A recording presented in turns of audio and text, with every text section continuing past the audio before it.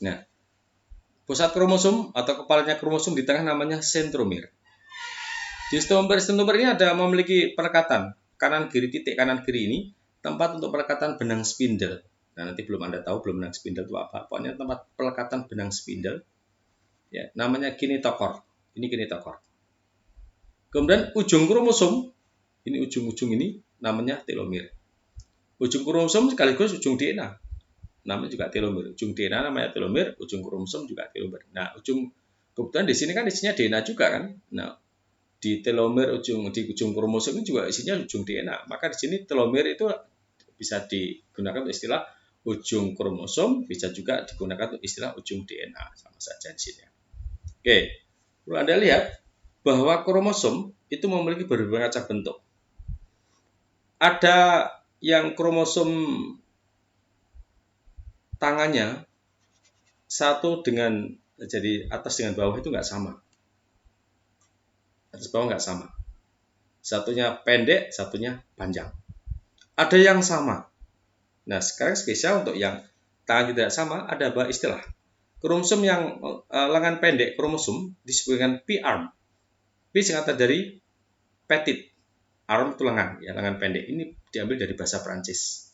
Dengan yang panjang, Q-arm atau Q-arm sama dengan lengan panjang. Sebenarnya bukan sama aja nggak Q ya. Konsultasikan dengan guru bahasa Prancis Anda. Mungkin saya salah mengucapkan pelafalan bukan Q. Ya.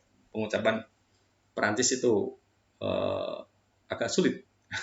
Mohon maaf kalau saya salah untuk mengucapkan. Jelas bacanya bukan Q, tapi karena saya tidak mendalami bahasa Prancis ya saya baca apa saja. Q-arm, Q-arm, lengan panjang. Jadi petit Q itu adalah diambil dari bahasa Prancis istilahnya ini. Oke, nah bagian dari kromosom. Nah kemudian bagian-bagian pembagian region ini region atau daerah di kromosom. Kromosom itu dibagi menjadi region atau daerah ya. Ini bagian P-arm, Q-arm nggak masalah tadi. Bagian lengan pendek, lengan panjang. Di bagian ini dibagi lagi. Ini namanya di bagiannya ada pembagian 1, 2, 3. Jadi penamanya ini sentromer. Di bagian yang dekat dengan sentromer itu pasti angkanya paling rendah. 1, 2, 3. Ini juga 1, 2, 3. Semakin panjang. Ini bagian lengan ini, bagian region 2. Ini 2 ini kalau dicermati lagi dengan mikroskop ternyata berbeda. Bandnya berbeda. Ini terang, ini gelap. Nah, ini adalah disebut 3P22. 3 itu adalah kromosom yang ketiga. Perlu dipahami, jumlah kromosom manusia itu ada, dalam sel tubuhnya ada 46. Itu berpasangan 22 dalam sel tubuh kita. Kalau bakteri berapa? Jumlah kromosom cuma 1. Nah, cuma 1 bakteri itu, prokariot itu cuma 1. Kalau pada manusia, itu jumlahnya 46. Berpasangan 22, maka ada 23 pasang. Maka diurutkan pasangan pertama, kedua, ketiga, dan sebagainya. Maka sekarang kita temukan ada 3P itu artinya apa? Kromosom pasangan kromosom urutan nomor 3. P itu adalah lengan P-arm, lengan petit atau lengan pendek. 2 itu di region 2 ini. Kemudian 2 ini, Anda lihat, 2 ini dia dibagi lagi 21 ya. Jadi regionnya 21. Ini yang 2 ini dibagi lagi ada 21. Ini menggunakan resolusi tingkat tinggi di kromosom ya. Maka 3P221. Pengertiannya seperti itu. Nah, di setiap region inilah terdapat lokus. Lokus itu terdapat di dalamnya lokus adalah gen. DNA tadi kromosom ada gen ya. Saya ulangi, di kromosom ada DNA, di DNA ada gen. Nah, karena ini sama dengan kromosom adalah tempat DNA, maka ini sudah terpetakan di sini. Ini adalah P133. Ini daerah, ini region. Maka misalnya ini ada gen yang lokusnya, tempat terdapatnya gen di DNA di kromosom namanya lokus. Lokusnya di region P112 atau di P11. Misal, waktu kelas 2 kita pernah membahas enzim amilase. Sebenarnya enzim amilase itu kan diproduksi terus-menerus itu sebenarnya. Ya, dihasilkan di kelenjar glandula salivalis. Glandula salivalis itu dapat menghasilkan enzim amilase karena massa sel dapat menghasilkan enzim amilase. Enzim itu terbuat dari protein.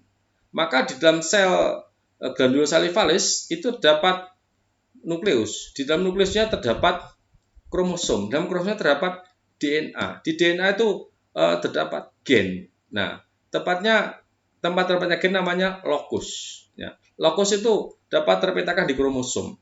Contoh misal amilase. Itu letaknya, ini misal loh ya, saya hanya sekedar menggambarkan. Ini saya istilah umpamakan saja. Terletak pada kromosom yang ketiga di region di tengah lengan P, petit, lengan pendek, di region 2211. Misal, jadi gennya itu terletak pada kromosom yang nomor 3 di region 2P221 lengan pendek di region 22, bukan 22 bacanya, 22.1. Ya, seperti itu.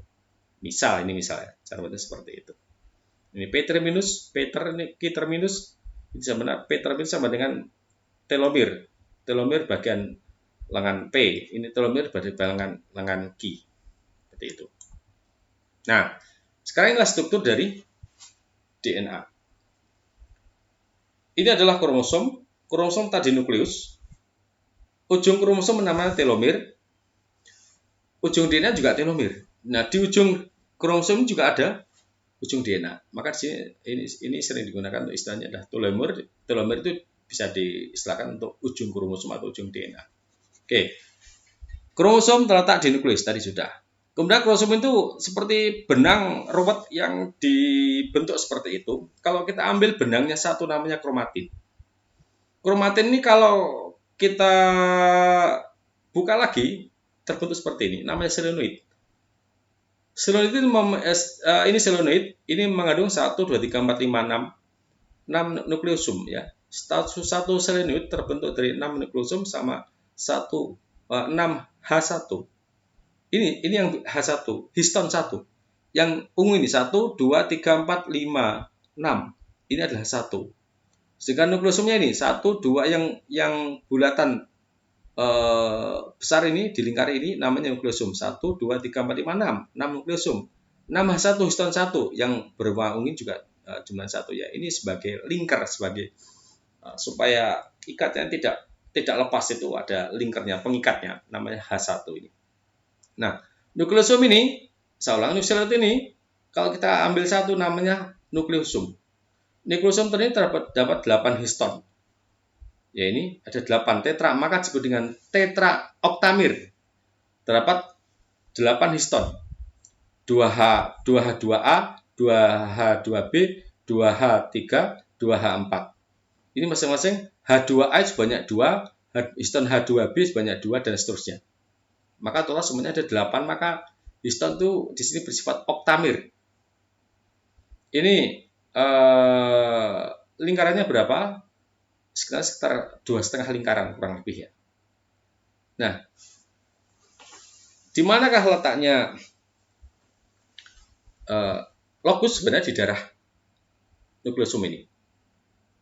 Di darah nukleosum ini letaknya di lokus-lokus di sini. Ada gen, banyak gen kita temukan di sini ya. Kemudian ini kalau histonnya dilepas, maka akan jadilah DNA. Nah, di DNA ini kita temukan ujung namanya telomir tadi. Ini ada bagian, ada gen-gen. Ya. Ada namanya exon, intron, exon. Ini gen semuanya. Jadi gen itu ada 2 macam. Berupa exon, bisa berupa intron. Saya singkat ini, misal gen A, gen B, gen C. Ada gen A itu sebagai exon, gen B sebagai intron, gen C sebagai exon. Nah, apa bedanya intron sama exon? Kalau intron itu tidak mensintesis protein. Kalau exon mensintesis protein. Nah, kalau telomir non gen, bukan gen ini. Maka apa yang kita lihat? Gen DNA, gen itu pasti berupa DNA. Tapi DNA belum tentu gen. Nah, ini kan bukan gen telomir ini. Oke, seperti itu. Maka urutannya dari atas apa paling besar? Kromosom, telomir,